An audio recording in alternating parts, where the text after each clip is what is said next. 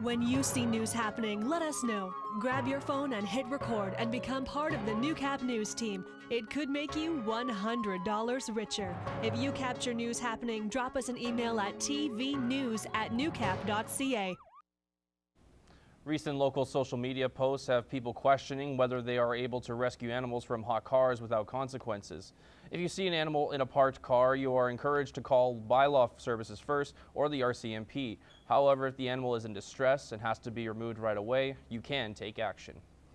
There's no criminal intent to damage somebody's property in order to rescue an animal. So, as far as the police stepping in and charging somebody for mischief under the criminal code, certainly in those circumstances, it would be a very low threshold that there would be a charge laid. It's a rescue.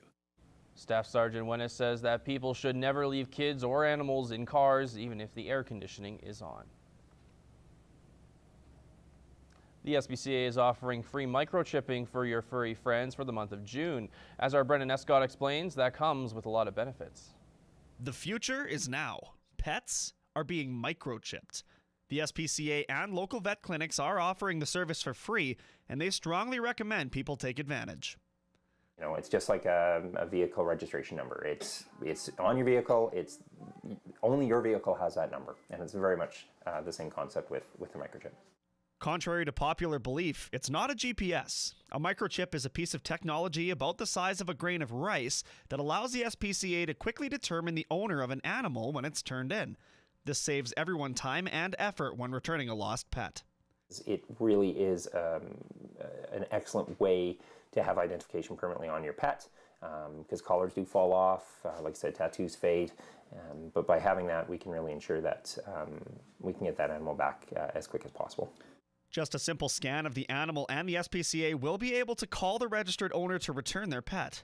Punchin says the system won't track the animal or the owner, and the information can only be accessed by a vet clinic. It's not like when I scan it, it's like John Davies at 4417 45th Avenue. It's a number. Now, some people might have a misconception that this is an invasive process for their animal, but in actuality, getting microchipped only takes a couple of minutes. It's fairly painless for the animal, and once it's in there, it stays with them. Those hoping to take advantage of the free month of service can book an appointment with any local veterinary clinic. Brendan Escott, Newcap News. The organizers of the Colonial Days Fair are looking for employees and volunteers for this year's event and are asking for your help. They are looking to hire for multiple positions, including grill cooks, maintenance, and parking attendants. Mike Sidoric says for the fair to run smoothly, it needs hardworking employees and volunteers. It takes an awful lot of people to help make us put that event on. It's 5 days of prep work, 4 days of final show runs. It takes a lot of people. Last year, the fair saw 150 employees as well as volunteers. This year, the fair is expecting similar numbers. Well, we need about the minimum of that 150 casual staff to kind of keep us moving and with the whole fair. So we'll need a good number of people. You can fill out applications as a volunteer or an employee at the exhibition office. Preliminary figures are still coming in for the 5th annual color run for the B. Fisher Foundation. 4, 3, 2, 1, get the color going and... Nearly 400 participants made the trek around Bud Miller Park on Saturday, raising some $25,000 for the B. Fisher Foundation. The group, which works with people living with developmental disabilities, is grateful for the tremendous community support. The top pledge earner came from Macklin. Net proceeds will go towards supporting its numerous programs. Everybody thinks that they are a good driver, but it only takes a second to get distracted. As Michaela Henscher reports in this week's retrospect, those times have changed. Bad driving habits continue to be a safety issue.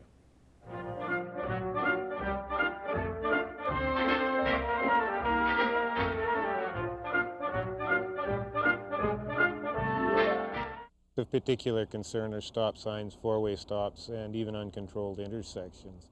And that concern is a very valid one, as 3 collisions have occurred in Lloydminster within the last 3 days, all of them at stop signs. Now this is the site of the collision that took place earlier this morning, the 3rd in as many days in Lloydminster. Now as you can see behind me, the stop sign is clearly visible.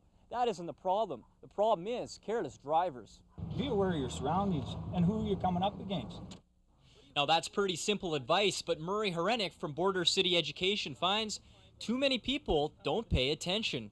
Well, everybody considers himself a good driver. Well, if we were all such good drivers, we wouldn't have to look out for the other guy. And 20 years later, careless driving continues to be an issue in the community, potentially even more so now that technology is in the palm of our hands.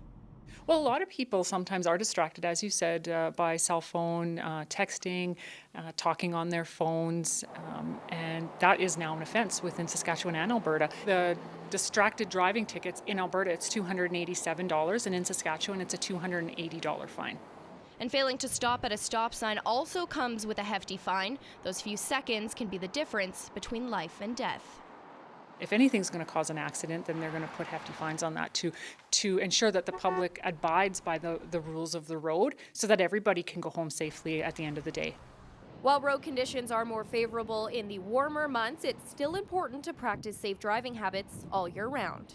There's lots of kids out playing, running, biking, and sometimes they get excited and they might not stop and look both ways before they cross. So as a driver, take it upon yourself, take the 2 or 3 seconds stop, ensure nothing's coming, there's no children in your way, and then proceed cautiously. That's all for Retrospect. I'm Michaela Henschel.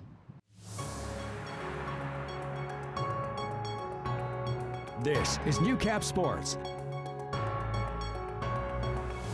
In their final tune-up before zone finals on Thursday, the Barons boys rugby team had a stiff test against a very well-known school from Wilcox, Saskatchewan.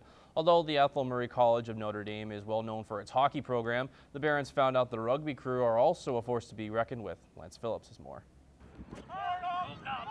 A confident Barons boys rugby team started its Saturday morning match with high hopes. But when playing arguably one of the best high school rugby teams in the country, those hopes can quickly be dashed. At the end of 40 minutes, it was the Hounds leaving Lloydminster on the good side of a 42-0 score. And the Barons? They'll tell you it was a lesson learned. We didn't make a lot of huge mistakes. I thought it was just a lot of little mistakes that added up. And like your press defense, that was a huge problem in this game. And when we actually did it, it took away their confidence. They got scared, throwing the ball around, not being able to move. Yeah, you learn what a good team is about, and you learn the structure. If you watch the difference of the two teams,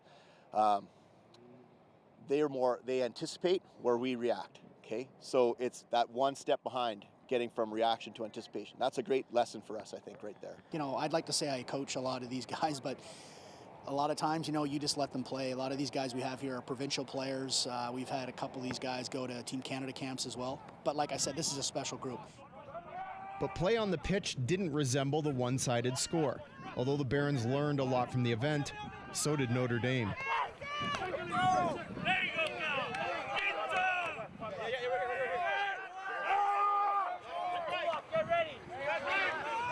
I've given them a lot of credit. Like, the score was lopsided, obviously, but at the same time, like, those are big, strong boys. Like, their scrum especially, they played us hard. But we learned, obviously, you know, you're not going to walk all over teams. And these guys hit us. We'll be sore tomorrow. You know, Kyle Tice and put a big hit on that football player there. So, yeah, there were some huge plays. Joel Gordon really stepped up and made some big plays today. So it was really great to see other players step up and do something they hadn't in a leadership capacity. And now the Barons have a choice: sulk in self-pity or understand and thrive from their mistakes.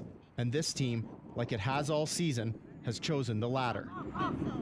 We played with them for 3 to 5 minutes, played with them very well. A mistake would happen and they'd score from 50 meters. That's a good lesson though, because that will happen in provincials against the good teams. They make you pay. They play really well as a team. They don't just have one guy that's running around. They have, like, all their players can score, all their players can pass, they can tackle, they talk to each other. They're a team. They're the definition of a team. It teaches you to never give up. Today we were out there for 40 minutes, and sometimes you're out there for 60. And as long as you don't give up, you carry that pride with you, and yeah. Go, buddy! Lance Phillips, Newcap Sports, Lloydminster.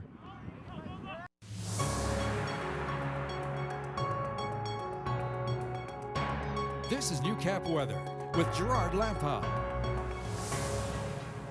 So really warm, if not hot conditions. If you're out there, stay hydrated, keep the sunscreen, and maybe take a few breaks. I know you're out probably doing a few chores and such like that. And for folks who have to work during the day, 31 is where we're at, and we're beginning to ease off already. The record for today is actually 32.3. It goes back to 1986, so close, but not close enough to breaking it. Let's see what we're dealing with, because as I said at the top, we are going to cool off here. Let's put this map into motion, and you'll see there cold front is beginning to slide on through on the overnight.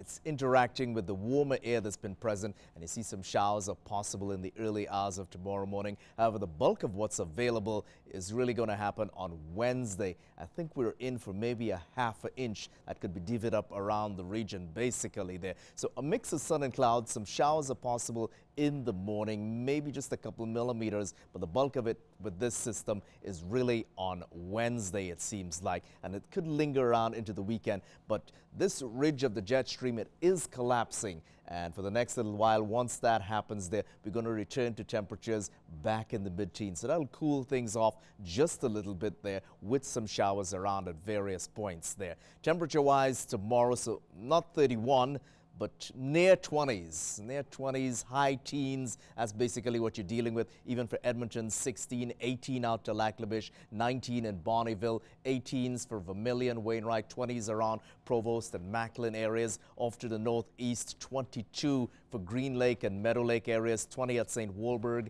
and Isle Cross areas, 21 in North Battleford then. So cooling off, yes, even Battleford's there up at 32, and I think they're getting some light showers already there. Let's head across the country. 20, a mix of sun and cloud in Vancouver, 26 in Edmonton, showers in Yellowknife for their 14, 10 in Whitehorse, over to Regina there at 28, 26 in Winnipeg, heading to Toronto, and they've had a heat advisory there, 29. I think they were up at 32, but with the Humidex values feeling like 35s or even near 40s. 16 overcast in Quebec, 12 in Halifax, mainly sunny in St. John's for 9, and light flurries out to Iqaluit for their -1. I think they probably drop off to -2 or -3 eventually. So back on the prairies in the Battlefords at 29, yes, down from 32. Light showers around, 13 on the overnights and 21 with a morning shower quite possible there. Winds out of the north anywhere from 20 to 32 kilometers per hour. 29 at the moment in Cold Lake, 10 on the overnights. Some cloud cover will push on through, and a shower late, maybe towards early hours of the morning there, and then just 20 tomorrow as your daytime high. For ourselves, Lloydminster, Vermilion, Wainwright, Provost, we're at 29, down from 31. Could see 11 in the early hours of the morning with the prospect of a shower to take us into the morning commute there. It's not a lot, but it is around, mind you. We'll just settle for 19 tomorrow as our daytime high. Then for the next 7 days, bearing in mind where the averages should be, 20 for daytime highs, 7 overnight lows. We're on those overnight lows, in the case of next Monday, even lower. Wednesday, as I said, could be the bulk of these showers, maybe just 13 on Wednesday as the daytime high, and trace amounts of it at various points to take us into the weekend, and then another big burst of it might be possible next Monday. But certainly for the next little while, with the exception of maybe Saturday and Sunday, we're back in the mid-teens. So cooling things off, Connor, and the prospect of some showers. That's the next 7 days. Back to you for Agriculture News.